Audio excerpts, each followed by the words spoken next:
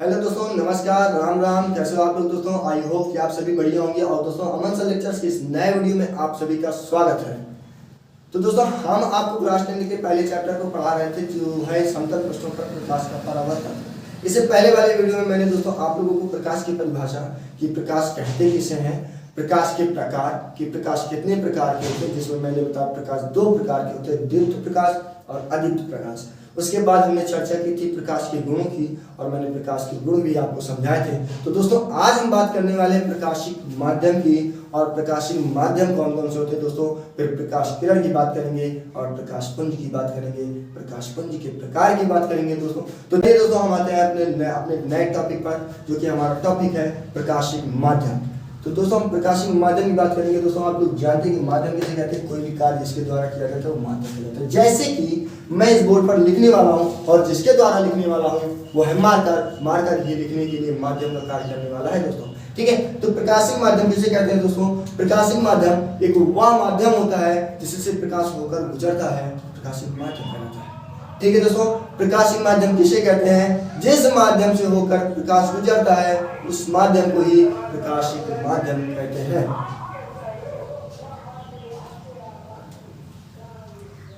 तो दोस्तों, प्रकाशिक माध्यम किसे कहते हैं? जिस माध्यम से होकर प्रकाश गुजरता है उस माध्यम को प्रकाशिक माध्यम कहते हैं। ठीक है दोस्तों, जिस माध्यम से होकर प्रकाश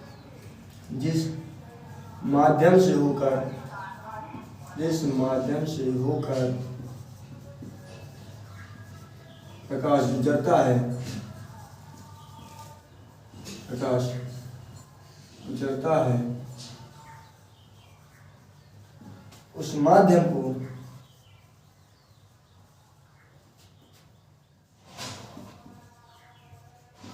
उस माध्यम को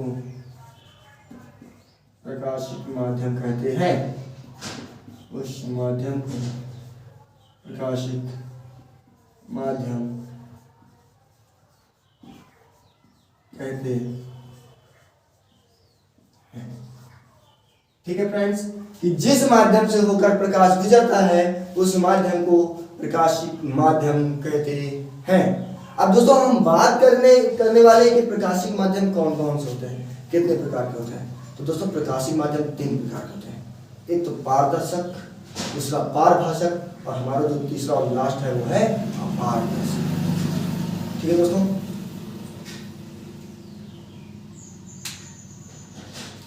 तो अब हम दोस्तों बात करेंगे कि प्रकाशिक माध्यम कितने प्रकार के होते हैं। तो दोस्तों, प्रकाशिक माध्यम 3 प्रकार के होते हैं। पहला प्रकाशिक माध्यम पारदर्शक, दूसरा प्रकाशिक माध्यम पारभाषक, और जो हमारा तीसरा प्रकाशिक माध्यम होगा वो होता है अपारदर्शक। ठीक है दोस्तों, तो हम कह सकते हैं कि प्रकाशिक माध्यम 3 प्रकार के होते हैं। प्रकाशिक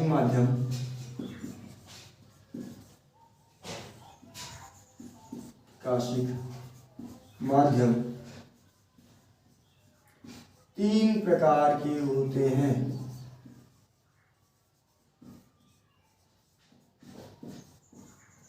कितने प्रकार के होते हैं दोस्तों? 3 प्रकार के होते हैं, जिसमें से पहला प्रकाशिक माध्यम होगा हमारा दोस्तों, पहला प्रकाशिक माध्यम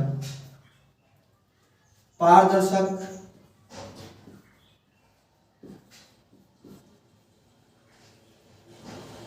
दूसरा प्रकाशिक माध्यम होगा पारभाषक,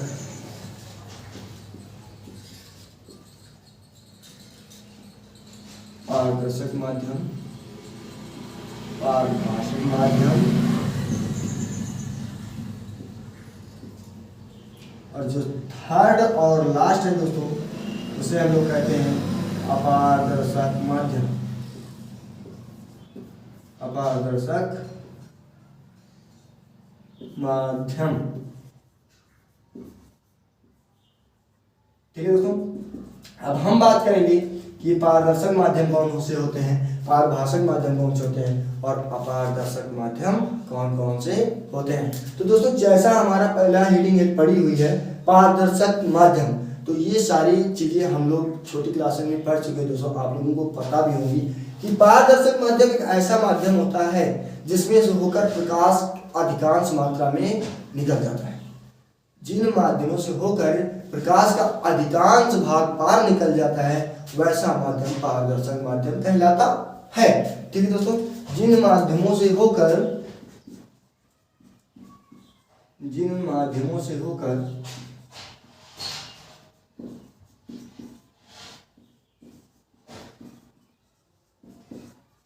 प्रकाश का अधिकांश भाग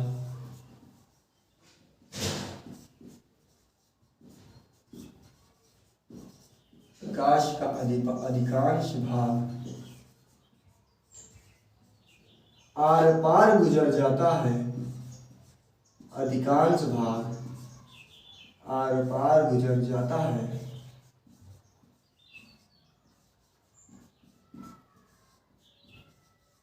दोस्तों वह माध्यम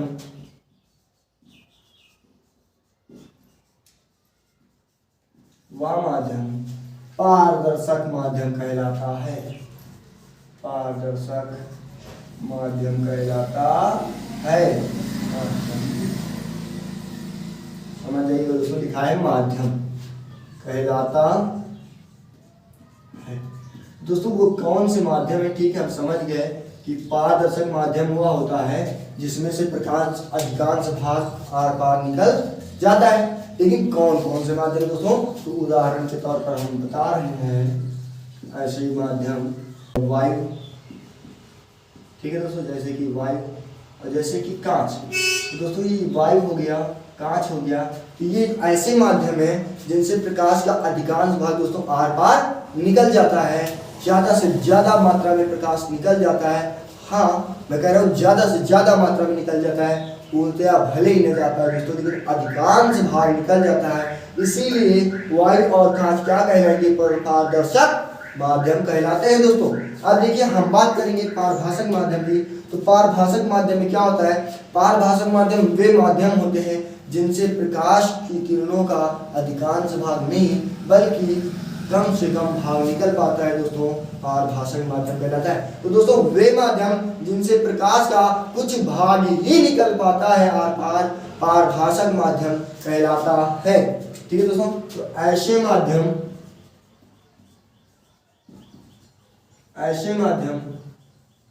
जिनसे होकर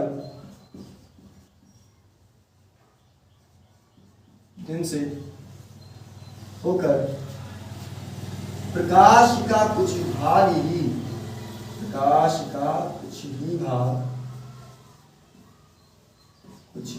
ही आर पार निकल पाता है, आर पार निकल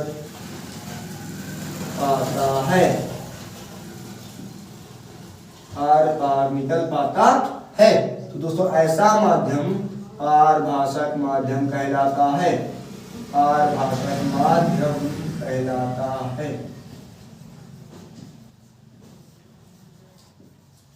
क्या कहलाता है दोस्तों? पारभाषक माध्यम कहलाता है। अब फिर से हम बात करेंगे दोस्तों इसके भी उदाहरण की, क्योंकि मैंने अभी पारदर्शक माध्यम में उदाहरण बताया। तो पारभाषक माध्यम से कौन कौन से ऐसे माध्यम होते हैं जिनसे प्रकाश को उनके पार नहीं हो पाता, जिससे कुछ ही भाग पार हो पाता है? तो उदाहरण अगर आप लोग दोस्तों कांच को देखें, कांच में क्या होता है? अधिकांश भाग आर पार निकल जाता है। कांच में क्या होता है दोस्तों? अधिकांश भाग आर पार निकल जाता है, कोई समस्या नहीं होती उसे क्रॉस करने में। लेकिन दोस्तों कांच एक अलग बात हुई, और एक होता है घिसा हुआ कांच। तो दोस्तों अगर कांच घिसा हुआ होता है तो घिसे हुए कांच से अधिकांश भाग प्रकाश का नहीं निकल पाता है, उससे कुछ भाग ही निकल पाता है और ज्यादा से ज्यादा भाग वापस लौट आता है। तो दोस्तों घिसा हुआ कांच हमारा एक पारभाषक माध्यम कहलाता है। उसके बाद दोस्तों बात करेंगे जो दूसरा उदाहरण इसमें भी ले रहे हैं वो हो जाएगा जैसे कि दूषित जल। अगर दोस्तों जल दूषित है, गंदा है, तो उसमें से जैसे कि नालियों का जल दोस्तों, ठीक है, कीचड़ जिसे बोलते हैं, तो दूषित जल से क्या होगा दोस्तों? दूषित जल में प्रकाश पूर्णतया आर पार नहीं होता है, उसका कुछ भाग, रत्ती भर भाग अंदर जाता है और ज्यादा से ज्यादा भाग बाहर चलाता है। तो दूषित जल क्या हो जाएगा दोस्तों? पारभाषक माध्यम हो जाएगा। अब हम बात करेंगे दोस्तों अपारदर्शक माध्यम की। ठीक है फ्रेंड्स, तो अपारदर्शक माध्यम कहते हैं, किसे कहते हैं? तो वे माध्यम या फिर ऐसे माध्यम ऐसे माध्यम जिनसे होकर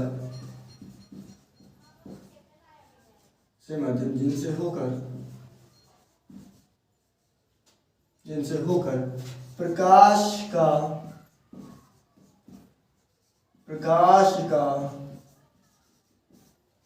कोई भी भाग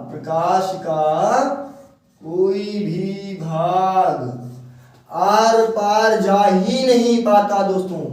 आज कोई भी भाग आर पार नहीं जा पाता।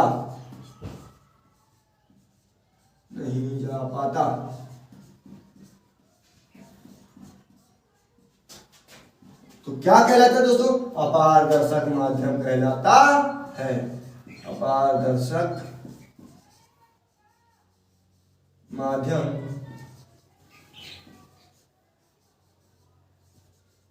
कहलाता है। ठीक है दोस्तों, कैसा माध्यम कहलाता है? अपारदर्शक माध्यम कहलाता है। उदाहरण के तौर पर दोस्तों, आप कोई भी ठोस वस्तु ले लें, जितनी भी ठोस वस्तुएं, कुछ भी ठोस वस्तु ले लें, उनसे प्रकाश आर पार नहीं होता। जैसे कि बात करेंगे उदाहरण के तौर पर लकड़ी। ठीक है दोस्तों, तो लकड़ी एक ऐसा माध्यम होता है जिससे प्रकाश आर पार नहीं होता है, या फिर कोई भी ठोस वस्तु ले ले, उनसे प्रकाश आर पार नहीं होने वाला है दोस्तों। तो हमने बात की प्रकाशिक माध्यम की। ये प्रकाशिक माध्यम किसे कहते हैं? जिस माध्यम से होकर प्रकाश गुजरता है उस माध्यम को प्रकाशिक माध्यम कहते हैं। और प्रकाशिक माध्यम दोस्तों 3 प्रकार के होते हैं। पहला होता है पारदर्शक माध्यम, दूसरा होता है पारभाषक माध्यम, और जो थर्ड और लास्ट होता है अपारदर्शक माध्यम। पारदर्शक माध्यम में क्या होता है दोस्तों? जिन माध्यमों से होकर प्रकाश का अधिकांश भाग आर पार हो जाता है वो पारदर्शक माध्यम कहलाते हैं, जैसे कि वायु, कांच आदि। उसके बाद दोस्तों पारभाषक माध्यम, तो ऐसे माध्यम जिनसे होकर प्रकाश का अधिकांश भाग आर पार नहीं हो पाता, बल्कि कुछ भाग ही आर पार जा पाता है। क्या कहलाते हैं दोस्तों? पारभाषक माध्यम कहलाते हैं। उदाहरण घिसा हुआ कांच और दूषित जल। ठीक है दोस्तों, फिर लास्ट हमारा अपारदर्शक माध्यम। तो ऐसे माध्यम जिनसे होकर प्रकाश का कुछ भी भाग, एक रत्ती भर का भी भाग आर पार नहीं जा पाता, तो उसे क्या बोलते हैं दोस्तों? अपारदर्शक माध्यम कहते हैं। जैसे कि लकड़ी या फिर कोई भी ठोस। ठीक है दोस्तों, समझ में आया? अब चलते हैं हम अपने आगे की हेडिंग की तरफ। ठीक है दोस्तों, अब हम बात करने वाले हैं प्रकाश किरण की। हेडिंग लगाइए दोस्तों, प्रकाश किरण। प्रकाश किरण।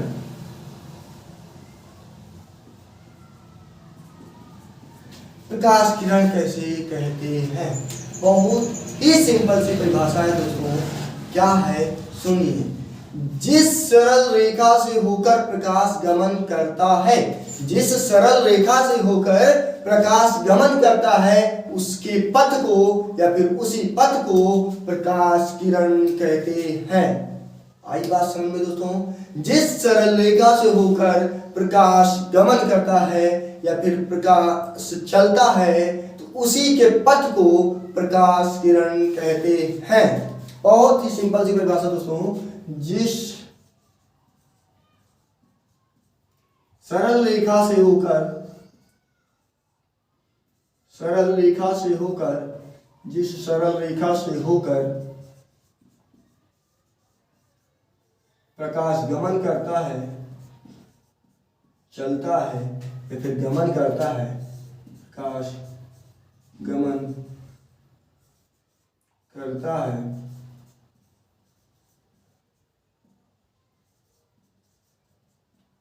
तो जिस सरल रेखा से प्रकाश गमन करता है उस पथ को या फिर उसके पथ को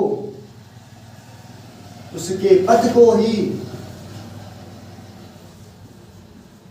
प्रकाश किरण कहते हैं। उसके पथ को या फिर उस पथ को प्रकाश किरण कहते हैं। प्रकाश किरण कहते हैं। ठीक है फ्रेंड्स, क्या बोलते हैं? प्रकाश किरण। तो प्रकाश किरण कहते हैं। बात समझ में आ गई होगी दोस्तों। कैसे? जैसे मान लीजिए कोई प्रकाश है, प्रकाश अपने स्रोत से निकला और स्रोत से निकलने के बाद ऐसे गिरा, ऐसे गया। ठीक है फ्रेंड्स, प्रकाश है और प्रकाश, ये प्रकाश स्रोत है, ये बिंदु प्रकाश स्रोत है और इस बिंदु से निकला ऐसे चला गया दोस्तों। तो जिस माध्यम से होकर ये गया है, जिस माध्यम से होकर, जिस सरल रेखा में गया है, उसी सरल रेखा को या फिर उसी पथ को, ये जो पथ है, इसी पथ को क्या बोलते हैं दोस्तों? प्रकाश किरण कहते हैं। सिंपल, बड़ा सिंपल दोस्तों। ठीक है, अब चलिए इसे अच्छे से लर्न कर लीजिए। अब हम बात करेंगे प्रकाश पुंज की। प्रकाश पुंज, प्रकाश पुंज किसे कहते हैं? प्रकाश पुंज की परिभाषा दीजिए। ठीक है दोस्तों, तो देखिए प्रकाश पुंज, प्रकाश किरण किसे कहते हैं? जिस सरल रेखा से होकर प्रकाश गमन करता है, उसी के पथ को प्रकाश किरण कहते हैं। अब हम बात करेंगे दोस्तों प्रकाश पुंज की। तो प्रकाश पुंज क्या होते हैं? प्रकाश पुंज की परिभाषा क्या है? पुंज, दोस्तों सबसे पहले पुंज का मतलब समझ लीजिए। पुंज का मतलब होता है, पुंज का तात्पर्य है समूह। ठीक है दोस्तों, पुंज का तात्पर्य है समूह। तो प्रकाश पुंज अथवा प्रकाश समूह क्या होता है दोस्तों? प्रकाश किरणों के समूह को ही प्रकाश किरणों के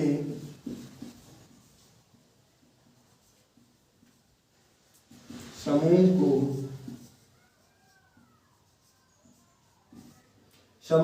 प्रकाश पुंज कहते हैं। समूह को प्रकाश पुंज कहते हैं।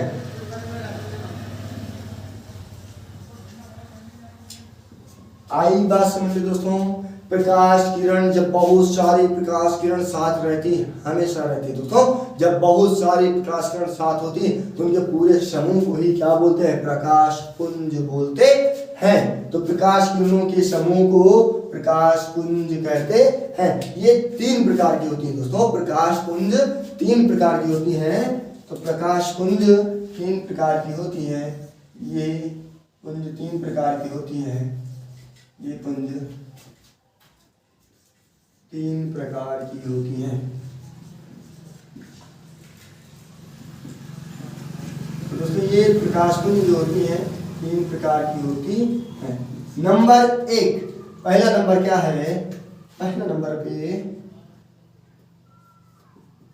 आ जाएगा दोस्तों अभिसारी प्रकाश पुंज। कौन सा दोस्तों?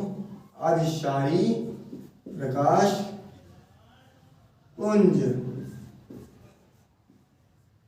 ठीक है फ्रेंड्स, और नंबर 2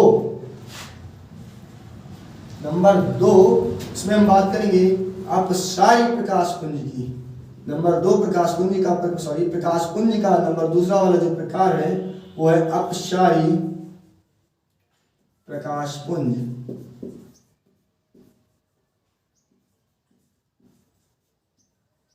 और लास्ट में हम बात करेंगे जो थर्ड है, वो तीसरा प्रकार है समांतर प्रकाश पुंज का।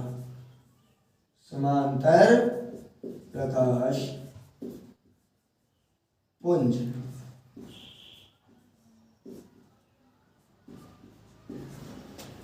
अब देखिए दोस्तों, अभिसारी प्रकाश पुंज, अभिसारी प्रकाश पुंज में क्या होता है? कौन सी किरणें, कौन से प्रकाश समूह अभिसारी प्रकाश पुंज कहलाते हैं, कौन से प्रकाश समूह अपसारी प्रकाश पुंज कहलाते हैं, और कौन से प्रकाश समूह समांतर प्रकाश पुंज कहलाते हैं।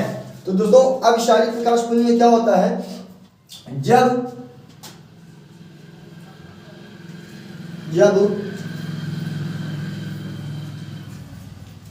किरण समूह या फिर प्रकाश पुंज, जब बहुत सारी किरणें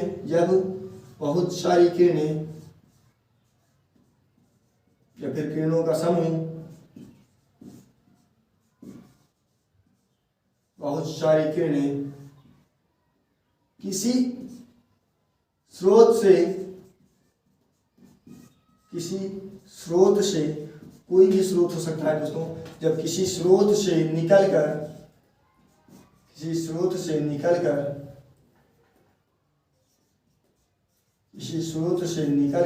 मतलब कि स्रोत से निकलकर किसी स्रोत से निकलकर एक बिंदु पर, कहीं पर भी दोस्तों, बस एक ही बिंदु पर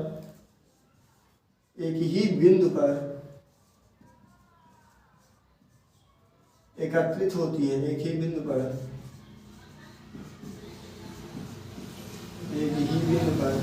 एकत्रित होती है,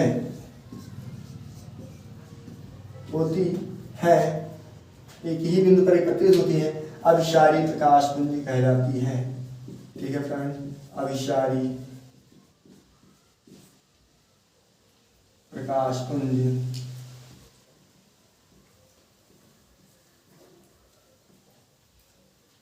कहलाती है।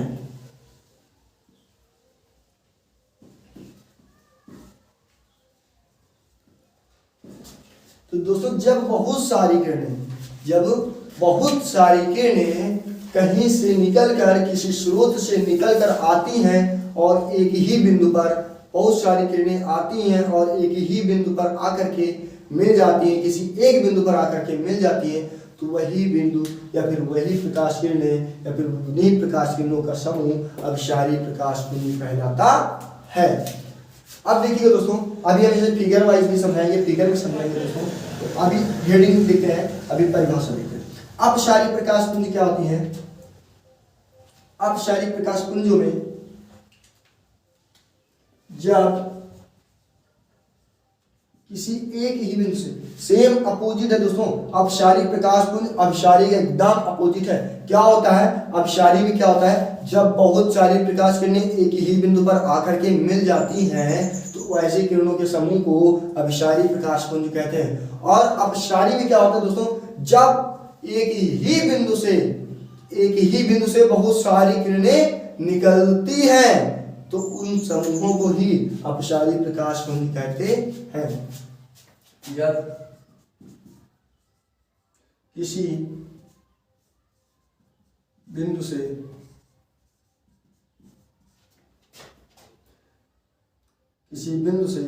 प्रकाश किरणें निकलकर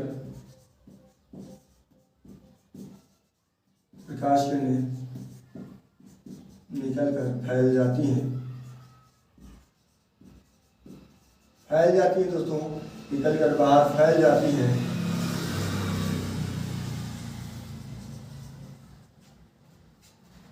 तो ये किरणें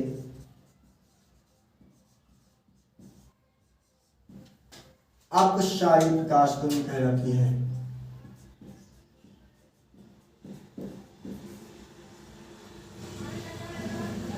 अपसारी प्रकाश पुंज कहलाती है। अपसारी प्रकाश पुंज कहलाती है।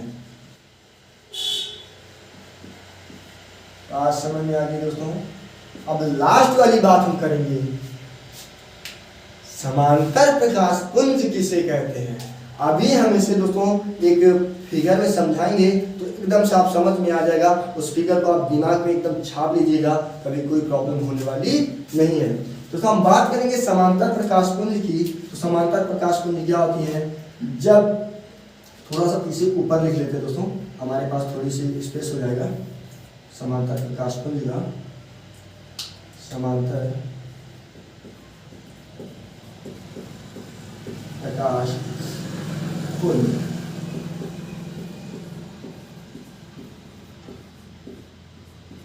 समांतर प्रकाश पुंज में क्या होता है दोस्तों, जब बहुत सारी किरणें एक दूसरी किरण के समांतर गमन करती हैं। जब बहुत सारी किरणें एक दूसरी किरणों के समांतर गमन करती हैं तो ऐसी किरणों के समूह को ही समांतर प्रकाश पुंज बोलते हैं। जब किरणों का समूह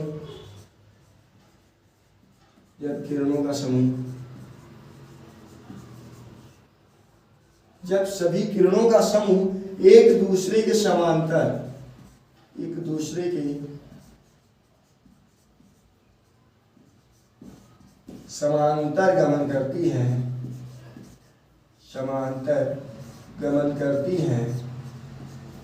गमन करती हैं तो ये किरणें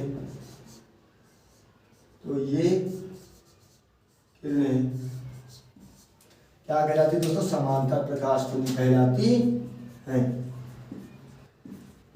समांतर प्रकाश पुंज कहलाती है। समांतर प्रकाश पुंज कहलाती है।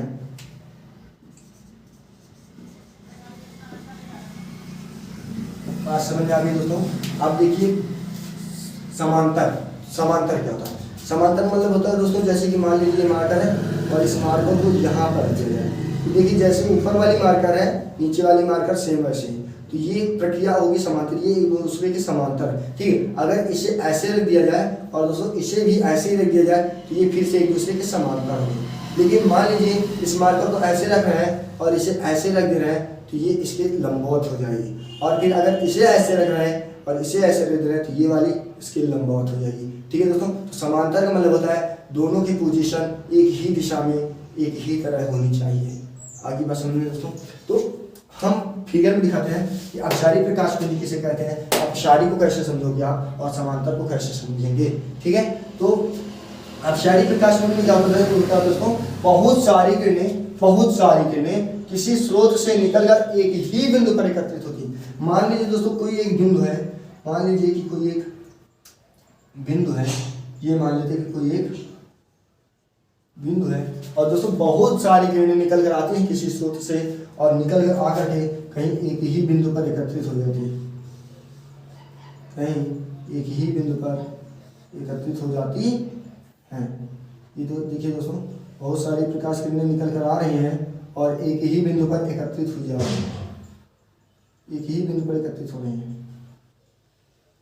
ठीक है दोस्तों। तो जब बहुत सारी प्रकाश किरणें निकल कर आ रही हैं और एक ही बिंदु पर एकत्रित हो जाती हैं, निकल कर आ रही है मतलब दोस्तों ये देखिए कहीं से आ रही हैं, कहीं से आ रही हैं उस बिंदु में जा रही हैं, आकर के उस बिंदु में जा रही हैं। तो ऐसी किरणें जब बहुत सारी किरणें कहीं से आती हैं और किसी एक ही बिंदु पर समाहित हो जाती हैं, किसी एक ही बिंदु में गायब हो जाती हैं, लुप्त हो जाती हैं, एकत्रित हो जाती हैं, तो उसे क्या बोलते हैं दोस्तों? अपसारी प्रकाश पुंज कहते हैं। और जैसे कि परिभाषा में अपोजिट, सेम अपोजिट अपसारी इसका अपोजिट होता है दोस्तों। अपसारी में क्या होता है? किसी एक ही बिंदु स्रोत से, जब किसी एक ही बिंदु स्रोत से, ये कोई बिंदु स्रोत है दोस्तों, किसी एक ही बिंदु स्रोत से प्रकाश किरणें निकलकर फैल जाती हैं, प्रकाश किरणें निकल करके फैल जाती है। जब किसी बिंदु से प्रकाश किरणें निकलकर फैल जाती हैं तो दोस्तों यहाँ से प्रकाश किरणें ऐसे निकलती हैं और ऐसे पूरी सभी दिशाओं में ऐसे ऐसे फैल जाती है। तो दोस्तों ये भी देखिए समूह ही था और ये क्या हुआ, लेकिन इसमें क्या हुआ? एक बिंदु से निकली, इसमें क्या हुआ? एक बिंदु में समाहित हुई और इसमें क्या हुआ? एक बिंदु से निकली। तो दोस्तों निकल रही है, इसका मतलब ये निकल रही है ऐसे, ठीक है दोस्तों।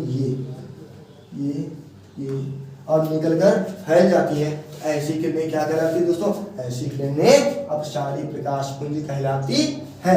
और लास्ट में हमने बात की थी समांतर प्रकाश पुंज की, और मैंने बताया जब एक दूसरे के समांतर जाएंगी तो ऐसी किरणें समांतर प्रकाश पुंज कहलाती है। इनमें क्या है? मान लीजिए एक किरण दोस्तों ऐसे गई तो दूसरी किरण भी ऐसे ही गमन करती है और तीसरी किरण भी ऐसे ही, आने वाली समस्त किरणें दोस्तों ऐसे ही गमन करेंगी। आने वाली जितनी भी किरणें दोस्तों ऐसे ही गमन करने वाली हैं, तो ऐसी किरणें समांतर प्रकाश पुंज कहलाती। तो ऐसी किरणों का समूह समांतर प्रकाश पुंज कहलाता है, ठीक है दोस्तों। आज का टॉपिक आपको अच्छे से समझ में आया होगा दोस्तों। हमने इससे पहले हमने बात कर ली थी, जिसे मैंने रब कर दिया है, उसमें मैंने बात की थी प्रकाशिक माध्यम क्या होता है, प्रकाशिक माध्यम किसे कहते हैं, प्रकाशिक माध्यम कितने प्रकार के होते हैं। तो प्रकाशिक माध्यम दोस्तों ऐसे माध्यम जिनसे होकर प्रकाश गमन करता है, वह माध्यम प्रकाशिक माध्यम कहलाता है। प्रकाशिक माध्यम कितने प्रकार के होते हैं? प्रकाशिक माध्यम दोस्तों 3 प्रकार के होते हैं। पहला माध्यम पारदर्शक माध्यम, दूसरा माध्यम पारभाषक और तीसरा माध्यम अपारदर्शक। वे माध्यम जिनसे प्रकाश का अधिकांश भाग निकल जाता है पारदर्शक माध्यम कहलाते हैं। जैसे कि हमने उदाहरण दिया था वायु का, ठीक है। और उसके बाद पारभाषक आता है दोस्तों, तो वैसा माध्यम जिनसे प्रकाश का पूर्णतया मतलब कि सारा का सारा भाग, अधिकांश भाग नहीं निकल पाता, जिसमें कुछ भाग ही निकल पाता है दोस्तों, तो ऐसा माध्यम पारभाषक माध्यम कहलाता है। जैसे कि हमने उदाहरण दिया घिसा हुआ कांच, उसके बाद आया था दोस्तों अपार दर्शन माध्यम, तो वे माध्यम जिनसे प्रकाश का कोई भी भाग आर पार नहीं जाता, नहीं निकलता है दोस्तों, अपार दर्शन माध्यम कहलाता है। ठीक है फ्रेंड्स, तो दोस्तों अगर आपको ये वीडियो अच्छा लगा हो, अगर आपको पढ़ने में मजा आया हो, तो दोस्तों इस वीडियो को जितना हो सके उतना शेयर कीजिए, वीडियो को लाइक कीजिएगा दोस्तों, और चैनल को सब्सक्राइब कर लीजिए। इसके साथ ही दोस्तों आप लोगों का बहुत बहुत धन्यवाद, वीडियो देखने के लिए आप सभी का बहुत बहुत आभार। और अब हम मिलेंगे अपने नेक्स्ट टॉपिक में, आने वाले नेक्स्ट वीडियो में।